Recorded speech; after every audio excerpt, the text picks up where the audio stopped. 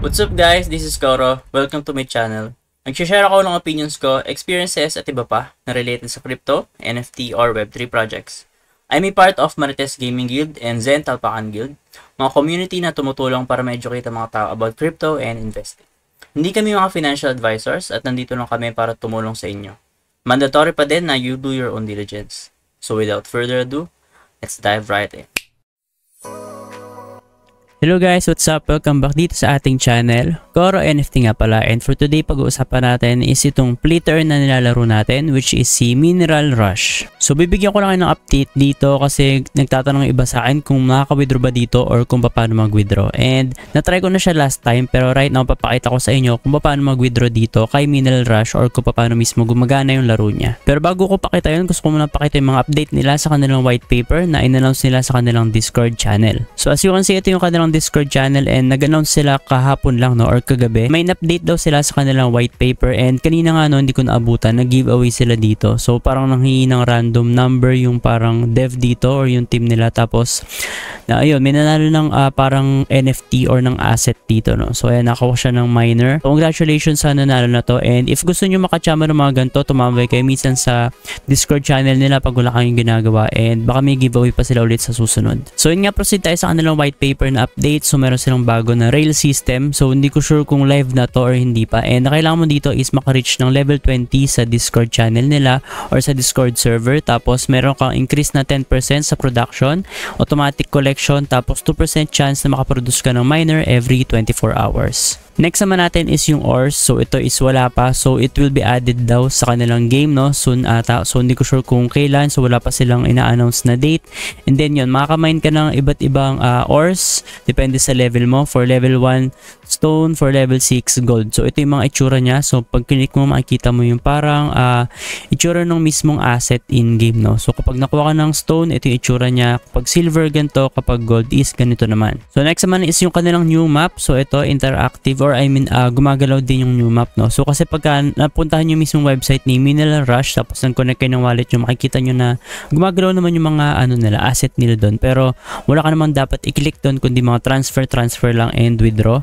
And then papakita ko yun sa inyo mamaya. So ito yung map nila is, I think hindi pa to live, pero pwede to ma-access kapag click mo daw yung small road sign sa right side ng map. So mamaya check natin kung live na to or hindi pa. Tapos meron ditong ito si Trader Eva. So all trading transactions are made through Eva and offer you daily opportunities. Next naman is si Gerald. So Blacksmith Gerald. So all production is done through Gerald. It will produce wonderful items for you. So I think may kinalaman to sa ores, no, na hindi pa live. So hintayin na lang natin kung paano gagana to, and siguro by after several days or weeks is magiging live na tong update nila. Next naman guys is yung kanilang roadmap. So nag-update sila ng roadmap nila kasi dati is wala to. Tapos ito yung phase 1, nandito tayo. So halos patapos na tong phase 1 nila, no.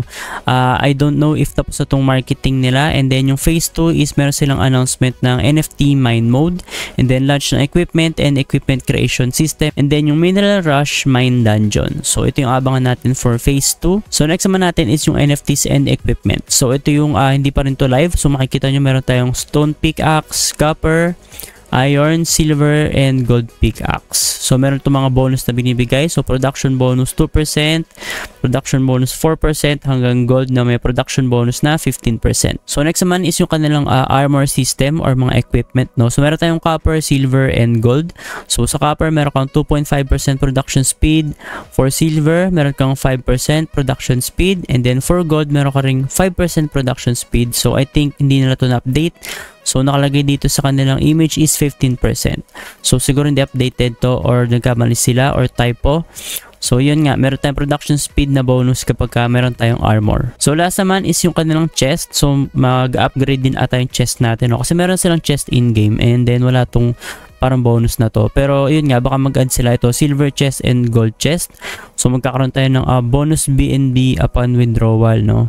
So for example, meron kang 1 gold or 20 coal. So after the update, production levels will be reduced So magkakaroon ng update pala guys. So from 0603 or March 6 until the update time, item productions have a 1.5 bonus chance. So baka natin yung mismong announcement nila dito if kailan talaga yung mismong application ng update na to. Pero yun nga, for chest, meron tayong mga bonus na makuha kapag ka nag-withdraw tayo ng BNB. So next guys, for the part ng withdrawal, papakita ko sa inyo. So una, connect natin yung wallet natin.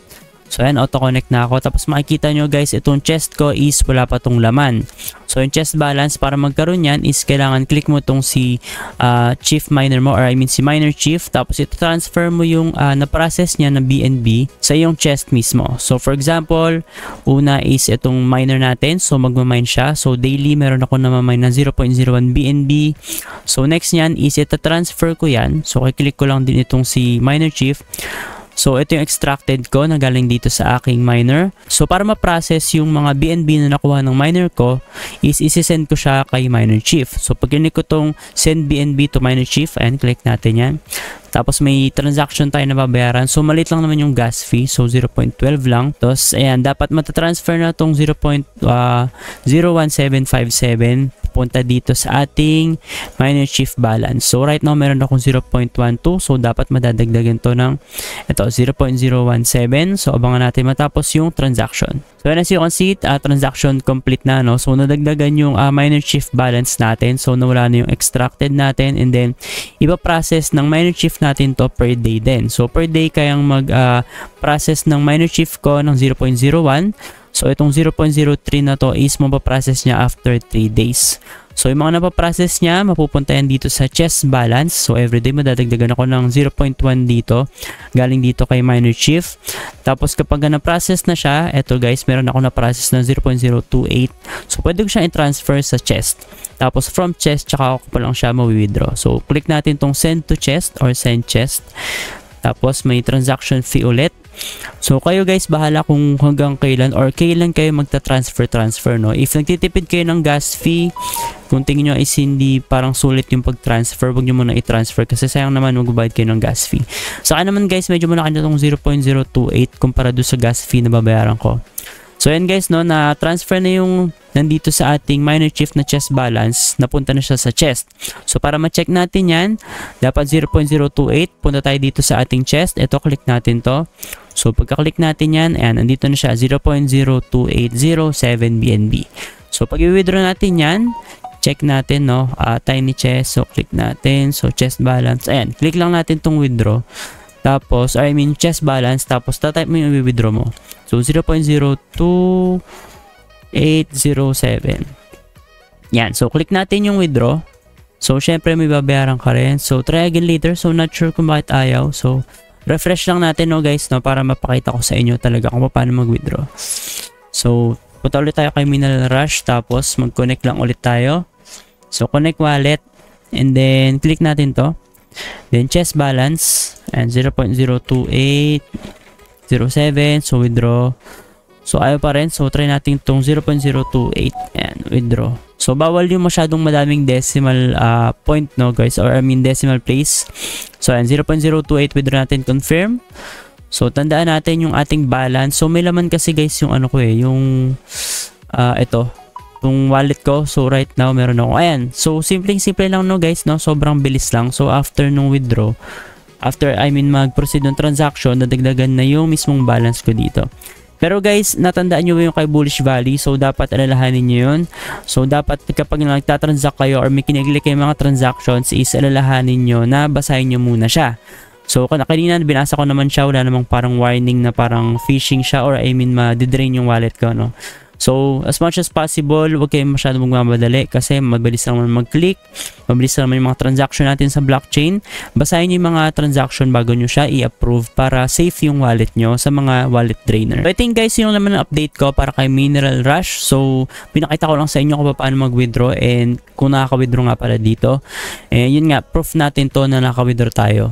Tapos yun nga, check nyo lang yung mga transaction na ina-approve nyo para safe kayo. Tapos bibigyan ko ng update ulit dito kasi right now live pa naman siya, no. So sketchy nga yung itsura ng game nila, pero yun nga, akalain mo na kumikita tayo dito and makaka-ROI din tayo soon.